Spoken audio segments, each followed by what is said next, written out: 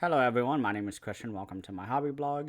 Today we are doing the first video of the Vinegar Syndrome November 2022 subscription package. We're getting close. This is the second to last month that I am doing the 2022 package.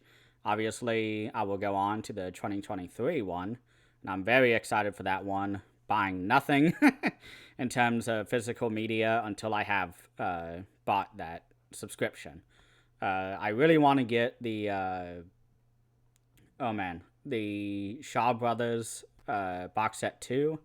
I really want to get a couple of Criterion box sets, all sorts of things, and I have to kind of hold off on that until later this, I guess, early next year, not later next year, because I'm not waiting that long. But today we're just going to do a simple unboxing of what this package looks like. And I did not change the covers for one of these releases, which is the box set, which everyone knows what it is by this point. But for those who don't know and are going in blind, I will kind of save that. And everything else I have switched the covers on. I also have the special slip cover that came in this sale, I guess, from April Fool's translucent cover, which I'm very excited to finally have so I can stop worrying about it. But the first movie that comes in this set, and I should say this about all the movies here, is I haven't heard of any of these. I know a lot of the actors, directors, producers, and whatever other name that they have put on the front and also the back, but none of these are movies that I know. And the first one is one that I thought I knew, but it ends up it's a different movie by the name of Evil Town. This one is called Evil Laugh, and I love this slipcover. This would have been perfect in October. This would have put me right in the Halloween mood. Would have been a really great entry into Spooktober. But this is a movie that I know nothing about again. I love the back of the slipcover. The sides look really well done. The kind of black with the moon of the blue kind of in the middle where the title is. You have a very spooky Grim Reaper guy. You have bats up here. You have, I presume, our horny teenagers trying to stay away from the evil scepter. But this is what the original artwork looks like. Again, great looking slipcover. Gets me right in the mood for a horror film. Really great spine, too. It's a little better than the slipcover one, in my opinion. But this is why I'm not too upset when I buy non-slipcover Vinegar Syndrome releases, because they look really good on the shelf. Now, I'm actually in need of a new shelf here soon, which I'm not looking forward to, because I'm starting to stack them horizontally, which you can kind of see down there with my fingers pointing. It's starting to stack horizontally, so I need a new thing. But this movie is from 1986, looks like, so mid-80s. I expect some really good music, and if there's no good 80s soundtracks or 80 songs, then I hope for a banging synthesizer-heavy soundtrack. That's all I ask. I hope I get that. This is directed by Dominic Brascia. I want to apologize if I did not say that correctly. The synopsis is as follows.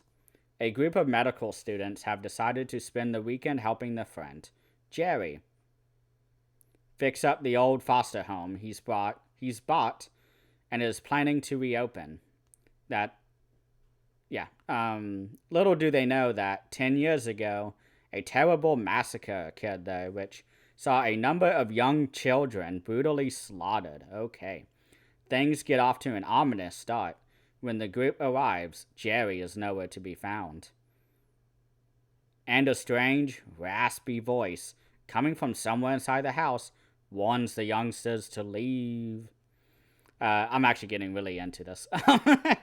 I really like the sound of this movie. Not letting any of this spoil their plans, the friends set about cleaning and pairing off for sex. I knew they were horny. But the fun is short-lived when a track jacket-wearing killer with ties to the property's gruesome past starts bumping them off one by one. A low-budget, high-energy slasher murder mystery which cheerfully embraces its low budget and trashy sensibilities. Same director as Hard Rock Nightmare, has Ashlyn Geo, who was in Lunch Meat and Dream Maniac. Dream Maniac I've heard of, the other one I haven't. Johnny Vinegar from Savage Streets, which is another Vinegar Syndrome title, I believe. A very early one. And Stephen Bio, or Boo, I guess, from TV's Happy Days, who also produced and co-wrote. Says that everybody was heavily invested to this movie. I'm very excited now. This sounds like a very tropey horror film that will be perfect for Spooktober. I'm quite excited for this. The special features on this release is a commentary track with The Hysteria Continues, I assume a horror-themed podcast. We also get The Joy of Laughter, Making Evil Laugh, a brand new 78-minute documentary featuring interviews with its cast and crew. Very good. I love these. I love when Vinegar Syndrome does these.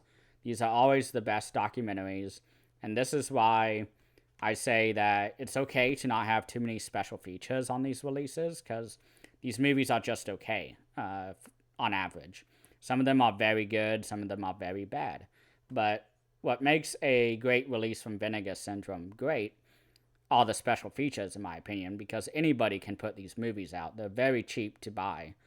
And Vinegar Syndrome, when they have a great release, they have a couple interviews here and there, and a documentary, a new one, where they talk with the cast and crew and anybody involved.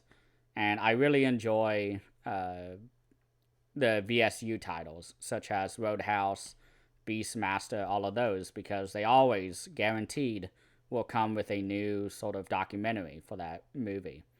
And it's really nice to see that happen for not a high, highly anticipated title. For Texas Chainsaw Massacre 2, they did not have a new documentary for that, but they substituted all that for many, many new interviews. And this release here has a commentary, which I've mentioned, the new documentary, and then an extensive behind-the-scenes gallery featuring never-before-seen photos. So we only get 2 special features, the commentary and the documentary. So I'll definitely be watching the documentary. I don't know if I will listen to the commentary, but I usually give a warning in the beginning of these reviews where I say, okay, I watched the movie. Excuse me. I keep having hiccups during recording. I always try to mention what I've seen in the beginning of each review. For those who come in during the monthly unboxing and closing remarks 2 videos I do, and don't look at the individual ones. What I usually do is say what I've seen on the release, whether the interviews, documentary, which interviews. I also mention how many times I've seen the movie, whether I've seen it before the release, and how many times I've seen it with the new release. And Texas Chainsaw is one that recently I think a lot of people were kind of blown away by in terms of just how much I had to say about Texas Chainsaw Massacre 2, and that's because I watched it 4 times, I believe, maybe 3, in order to prepare for that review. And I went through maybe a quarter to a half. I don't want to say most, because there were a lot of interviews, and I had a lot to talk about, and I could not do a 3-hour interview. But Evil Laugh is the first very promising release from this month, in my opinion. I'm very excited for the new documentary. It sounds like everybody wanted to be involved with this movie when it was being made. So I know there's going to at least be an authenticity to the roles and for the directing and the camera movements, the cinematography, all of that. So that is Evil Laugh. I guess release number 1 for the Vinegar Syndrome November package of 2022. This next one is one that I'm very excited for because I'm a big Hong Kong action fan, and especially of John Woo, Choi Hawk, the Shaw Brothers, all of those. Noi, I want to say his name right. The director of Riki-Oh and The Seventh Curse. There's a lot of great Hong Kong cinema out there that I've really enjoyed. And this is one that I haven't seen yet, but I know the director and am familiar with him. He has done City on Fire. We are talking about, of course, Ringo Lam. And the specific movie that comes with this package is Burning Paradise. I have heard pretty good things about this, if not great things about this. It's directed by Ringo Lam, who did City on Fire, probably one of the most well-known Hong Kong action films of all time.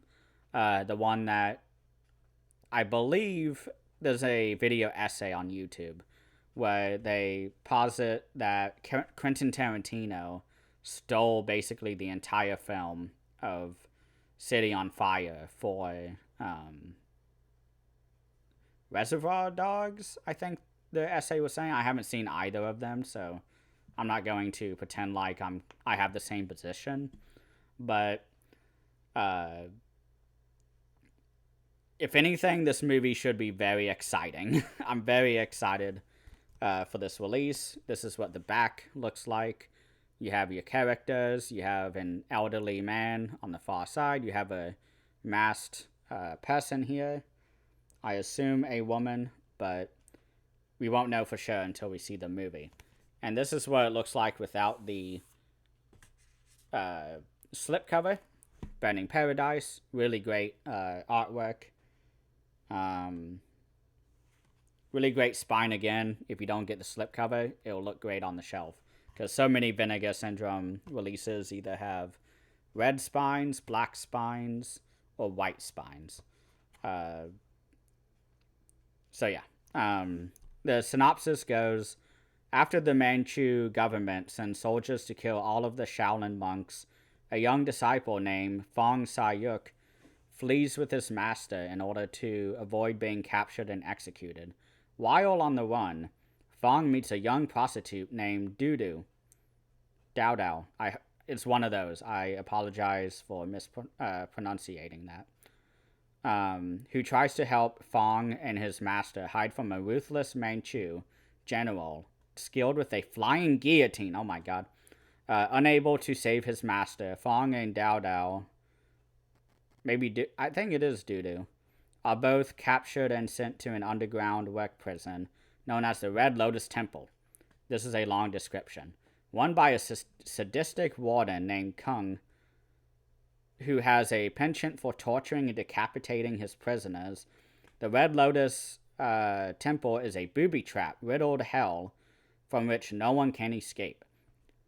Thrown into a pit full of corpses and left to die, Fong must rely on, I guess, the other prisoners to fight back against the evil captors if they have any hope of escaping a fate worse than death.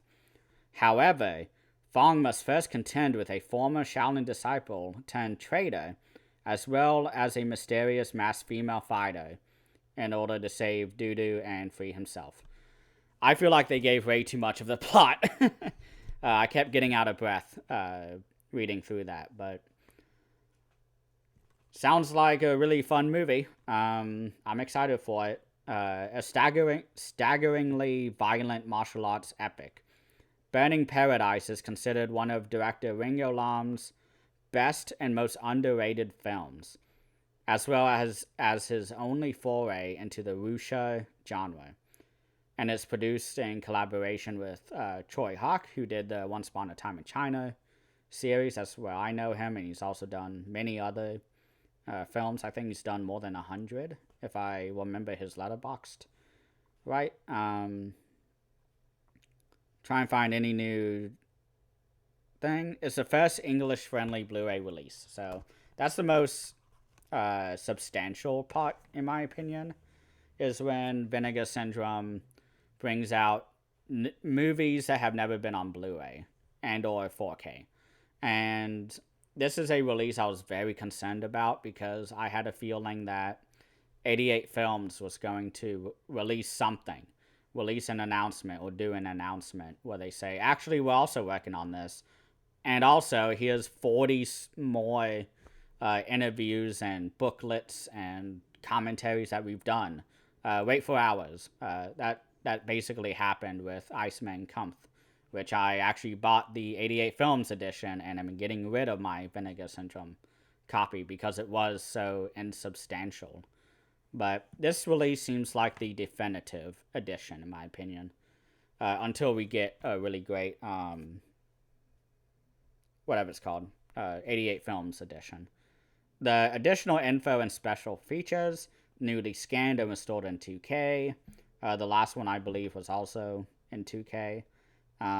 Newly translated English subtitles, so that's going to be very good. I really like when they do that because then we know that the subtitles have been looked at and are more accurate than they were by somebody who just kind of threw them together, which happens a lot in these kind of releases. Commentary track with film historian and author Sam Daigan. Very well-known guy. I think I've listened to one of his commentaries, and it's very good. I'm excited for that commentary. A brand new interview with actor Wong Kong Kong called The Rare Confidant. I don't know who he plays in the movie. We also have an archival interview with producer Troy Hawk, which will be very substantial, in my opinion. A video essay by filmmaker Chris O'Neill, who I know that name from somewhere.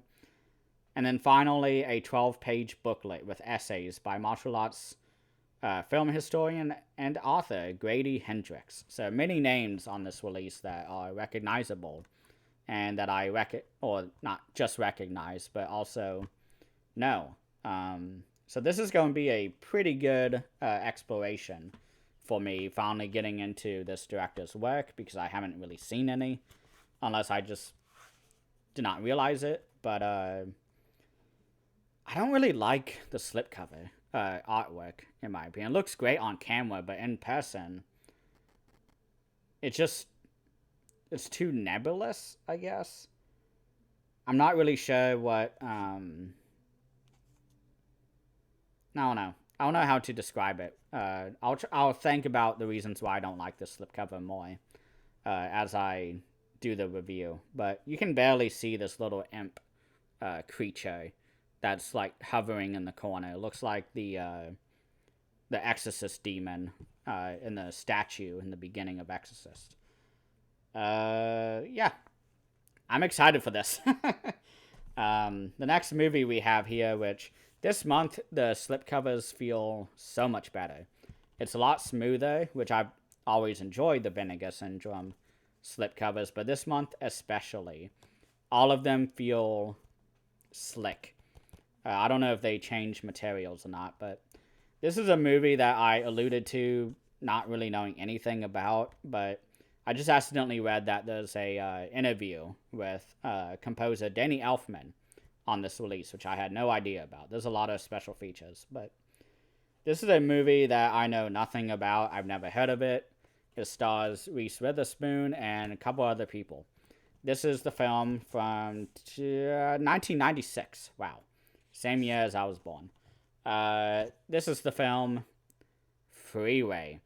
I love the slipcover. This is really great design here. I love the artwork. Our two main leads, I guess, a stalker and Reese Witherspoon. You have, I guess, the killer standing above the body.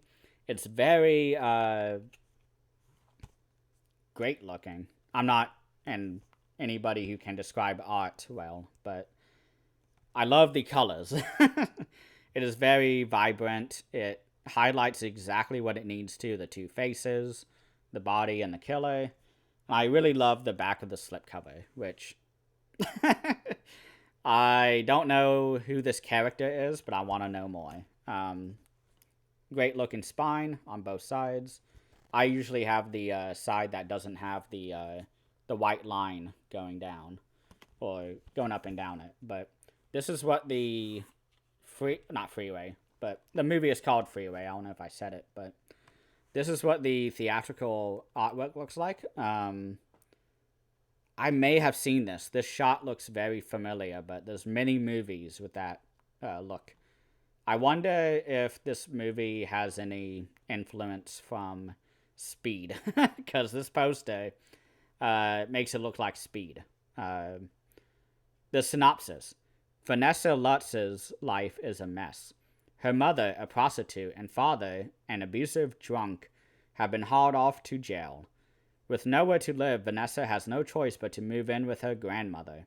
Hitting the road to Granny's house, she quickly encounters the silver-tongued Bob Wolverton, who offers to give her a lift.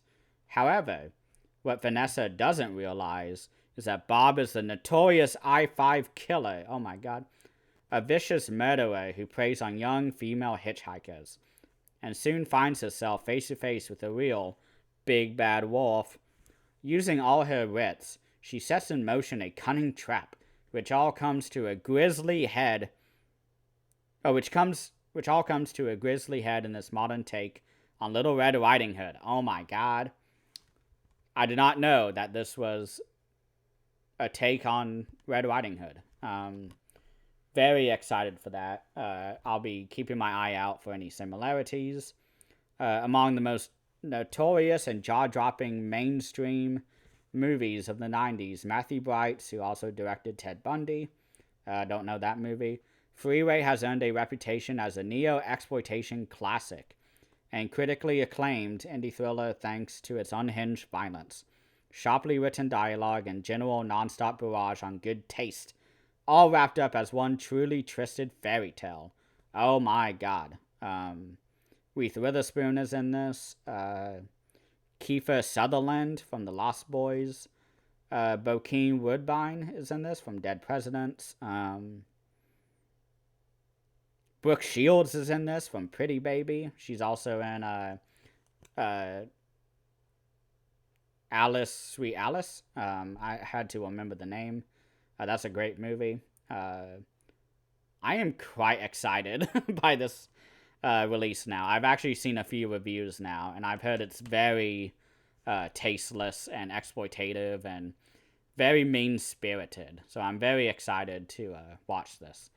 The additional information and special features. Obviously, this is on 4K. This is not the 4K release for this month. This is one of two. Contains the uncut, the 4K disc contains the uncut feature presentation in HDR, newly restored from the 35 OCN, brand new commentary track with writer and director Matthew Bright, moderated by Brad Henderson, who is one of the main guys at Vinegar Syndrome, and also comes with an archival commentary track with the writer-director. On the Blu-ray disc, it contains everything on the 4K disc, and also Vulgarity is Timeless, a 31-minute interview, brand new, with the writer and director. We also have a 18-minute interview called Producing Freeway, which is with the producer Brad Wyman. Excuse me, I hiccup a lot recording, sorry. Changing Lanes, a brand new interview with editor Maisie Hoy. To Catch a Predator, an 11-minute interview with Wolfgang Bodison, who is one of the actors. You're Under Arrest, a 12-minute brand new interview with Robert Peters. A brand new interview called Murder Twins, that's 24 minutes long, with actresses Liana Creel and Monica Lacey. And then an archival interview with the director that's 15 minutes long. Archival interview with Amanda Plummer is a 3-minute one, another actress. An archival interview with the composer Danny Elfman, so Danny Elfman does the score for this. An archival interview with executive producer Oliver Stone. archival interview with co-producer Samuel Hadida, raw behind-the-scenes footage, on-set interviews. There's a lot. Also includes the R-rated cut. Wow. Okay, so this is going to be a really hefty review, I think. I don't think I'll watch every interview. I'll definitely watch the ones with the director and maybe with the producer. With the editor, I may do. It depends on how much I enjoy this movie. I think I have a pretty good prediction that, well, a pretty accurate prediction that I will love this movie. This sounds right up my alley. I love the artwork on this release. I love the sort of body horror, medical horror aspect of it. Yeah, A Tale on Red Riding Hood, a new tale. So this is Freeway, the third release of this month. And then this is the last release that is a singular standalone film. And it's one that I may have to censor because this is part of the subscription package. I keep thinking it's a Picorama, but it is a 4K release of a movie from 1990. And it's one that looks like a lot of fun. I have the translucent cover, as I've said earlier, and I will show this pretty quickly, but this is, oh, sorry, this is what the little translucent cover looks like. It has her naked and with clothes. So it's both of those. This is the film Invisible Maniac. This is what the back of the slipcover looks like.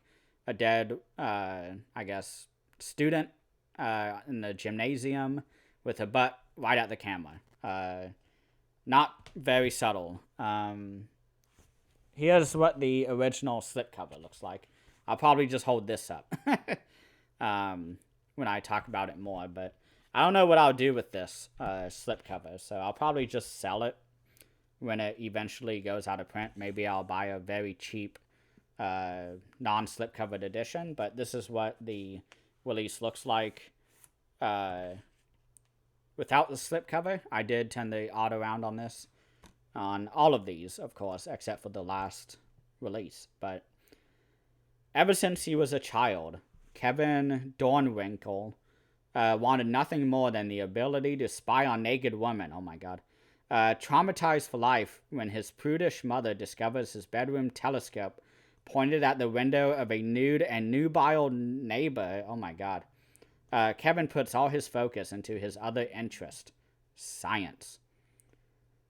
Decades later, and now a respectful physicist, Dr. Dornwinkle has made his greatest discovery yet.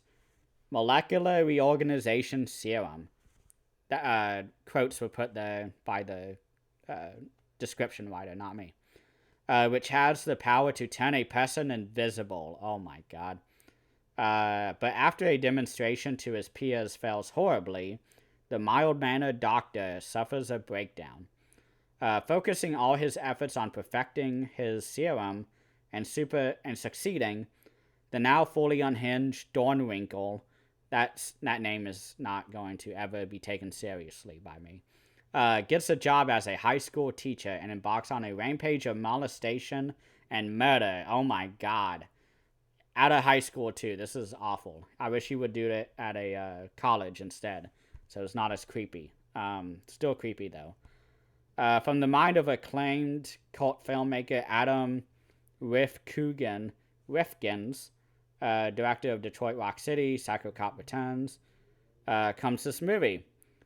As lurid, sleazy, funny, weird, bloody, sexy, and original as any exploitation film can be, this movie stars Savannah, with no name, or no last name, who was in New Wave Hookers 2, Stephanie Blake from Ferris Bueller's Day Off, Melissa Moore from Samurai Cop, a very great cheesy action movie, Clement von Frankenstein from Phantasm, with an F, which is one of the another movie in the Vinegar Syndrome catalog, and Noel Peters as the perverted Dr. Dornwinkle. Never legally released on disc. Vinegar Syndrome is delighted to offer this movie in UHD and Blu-ray for the first time. Fully restored in 4K from its 35mm OCN. Featuring a bodacious selection of, the 4K contains the feature presentation, with multiple sound options, comes with a commentary track with the director, moderated by filmmaker Elijah Drenner, and a commentary track with The Hysteria Continues. This podcast is getting a lot of gigs this month. We also have a Blu-ray disc, which has all of that, and also the interview called Fast, Cheap, and Out of Sight, a 32-minute making-of documentary featuring interviews with the writer-director, executive producer, composer Mark David Decker, and many other people. Also comes with deleted scenes, an archival interview with the director from a public access TV show, a music video called He's Invisible, behind the scenes footage from the He's Invisible music video production. So actually not that heavy in terms of special features, but the movie sounds quite sleazy, and it's one that I guess I'm excited for. So that is Invisible Maniac Cop. Or Invisible Maniac, not Maniac Cop. That'd be a great movie, though. I'm going to put it over here. But that is the final standalone movie. Next, this is a pretty big month, November. But the next one we have is a box set. It is Volume 2 of a box set that they haven't really done any other sets for in a while, since last year. This is Homegrown Horrors Volume 2, starring Hanging Hot, Moonstalker, and Dead Girls. They did announce that Moonstalker was going to be on this, so that's not a surprise, but Vinegar Syndrome does it again. Really great box set art. I love the guy screaming here with all the spirals around him. I love the woman screaming too on this side. I love the woman that's passed out, and there's a weird pervert killer guy with a knife. And then we have a spooky pervert murderer guy with a screaming woman. I keep going the wrong way. So really great artwork. Really great on the back. We have a rocker woman here who looks awesome. Really great costume. We have the killer again, I guess from Moonstalker. And then I guess a woman screaming while we have somebody's head eating her. I don't know what that is. That's really creepy looking though. But take the top off just like normal, and then it comes out like this. And this is what each of the films look like. First we have Moonstalker. Maybe I grabbed on the wrong side. No, I didn't. So this is the first movie that I'll go through on this set. And then we'll have Dead Girls. I'm excited for this one. This will be number 2. And then the last film, which is Hanging Hot. I don't know anything about these movies. I've heard of Moonstalker before. I may have even seen it. I cannot remember, though. But I'm going to go through and read the synopses of each one and the special features. So the first one is Moonstalker. From 1989, 92 minutes long. Directed by Michael S. O'Rourke. Not a name that I'm familiar with. In a wintry forest near Reno, Nevada, a deformed and demented man-child named Bernie lives out of an RV with his elderly father. After observing the expensive microwave owned by a vacationing family, the old man sends Bernie out to steal it. Okay, that makes sense. But instead, Bernie commences a bloody rampage through the woods. Oh my god. Gorily knocking off anyone and everyone who crosses his path, and with a nearby camp opening up for the season, the body count begins to rise to staggering heights. Oh god. This movie will either be great or just be okay, and I'll be bored through most of it. This box set, by the way, which I didn't really mention, I mentioned in the haul video, is that all three of these films are slashers. This is a slasher-centric box set for the Homegrown Horrors box set. And I'm very excited that they focused on that, because I really like Volume 1, but only one of them were very good creature features, which I think was the theme of that set. But yeah, this movie sounds just fine. Shot the movie as Camper Stamper, which sounds great. Another passion project for everybody involved. Has a lot of TV stars. Blake Gibbons from General Hospital. Kelly Mollis from How I Met Your Mother. John Mazzilli from The Secret World of Alex Mack. First time this has ever been on Blu-ray. 4K restoration for the special features now. Commentary track with cinematographer Michael Gold, producer Sally O'Rourke, who I assume is the wife of the director, production manager John Streisick, actress Kelly Mollis, and actress Jolene Mullins. Another commentary track with The Hysteria Continues. I guess they had a really great payday this month with all the special features they did. Camper Stamper Lives, Resurrecting Moonstalker, a 96-minute brand new making of documentary. Yes, very excited to hear that. I'll probably just watch that. And we also have Camper Stamper Caper, a 70-minute archival making of documentary. So this has many hours of special features on here. I doubt I will watch them all. I may watch the new documentary. I know I will watch that one. I don't know if I'll watch the archival one. And if I really like this movie, I'll listen to the commentary with the cast and crew. So that is Moonstalker, a pretty promising movie. I'm just worried that it's just going to be okay.